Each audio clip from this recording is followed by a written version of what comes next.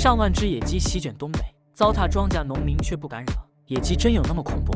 野鸡不仅有着亮丽的羽毛，而且还有极高的药用价值。但没想到它们漂亮的外表下，竟然隐藏着一颗肆意破坏的心。在东北泛滥成灾的它们，常常飞到农民的锅里不说，而且就连庄稼都不放过。看着自己的心血付之东流，农民也气不打一处来。那么野鸡为何如此嚣张呢？人类真的拿它们一点办法都没有吗？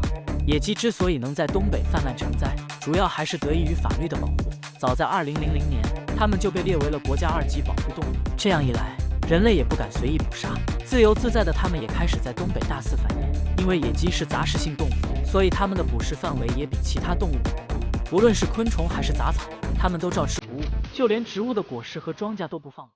除此之外，野鸡还有着惊人的生存能力，即便是处于零下30多度的严寒地带，它们也能活动自如。只要吃饱喝足，它们就开始繁衍后代，短短几年就发展成了庞大的种群，甚至还严重影响了人类的生活。面对这一情况，人类也无可奈何，打也打不得，杀也杀不得，这下可是愁坏了他们。说到这儿，就有人疑惑了，任何动物都有降服他们的天敌，难道野鸡没有吗？虽然野鸡也有天敌，但天敌给他们带来的制约性却非常小，他们的行动力就是他们最有力的武器。别看野鸡的体型不大，但它们的奔跑速度却是其他动物望尘莫及的。一旦察觉到危险，它们就会以最快的速度逃之夭夭，所以天敌也很难捕捉到野鸡。这样一来，它们便更加的肆无忌惮，甚至就连人类都不放在眼里。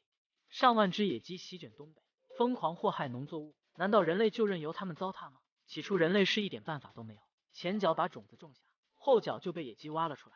面对这一情况，大家也头疼不已。为了解决眼下难题，他们只能想办法驱赶野鸡，但没想到野鸡却不吃这一套。等他们走了，野鸡就陆续回来了。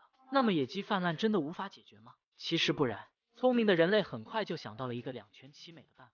既然他们不能时刻跟在野鸡身后驱赶野鸡，那为何不弄几个稻草人来吓吓野鸡呢？要知道野鸡是非常怕光的，只要给稻草人穿上反光的衣服，他们绝对不敢靠近。这样一来，不仅保住了庄稼，而且就连村民的收入也大大提高。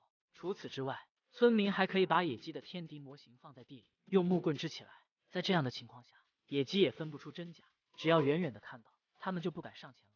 说到这儿，就有人疑惑了，天敌不是难以降服野鸡吗？那为何野鸡还会怕它们呢？其实动物对天敌的畏惧是刻在骨子里的，它们敢反抗并不代表它们敢招惹，所以即便野鸡再厉害，也不会主动去送命。人类正是想到了这一点，才找到对付野鸡的办法。这样一来，野鸡也不再如从前那般嚣张。野鸡在东北的泛滥成灾，真的只是因为法律和人类的保护吗？其实不然，自然环境的改善也是我们不容忽视的。别看现在的野鸡已经席卷东北，但之前它们还一度沦为濒危动物。究其原因，主要还是因为人类对环境的大肆破坏。为了维持生计，很多人都把注意打到了树木身上。殊不知，长期的滥砍滥伐不仅会严重威胁生态平衡，而且没了栖息地的动物也会暴露于空气之中。这样一来，它们只能任由天敌蹂躏，甚至还会遭到人类的捕杀。野鸡就是其中之一。但好在这一现象已经得到了国家的重视，野鸡也被列为了2级保护动物，不然一定会造成不可挽回的后果。但让人类没想到的是，大家对自然环境的重视也间接造就了野鸡泛滥成灾。无拘无束的它们不仅疯狂的下蛋繁衍后代，而且就连种群数量也不断扩大。如此一来，它们也不再满足于山林里的食物，并怀着好奇心来到了人类的活动范围。看着成片的庄稼，野鸡也迷失了自己。为了美食，它们不仅与人类处处作对，而且严重影响了人类的生活。但好在人类已经想出了对付它们的办法，只要在庄稼地里插上稻草人，它们就不敢靠前了。你们见过野鸡吗？欢迎大家在评论区留言并点个关注，我们下期再见。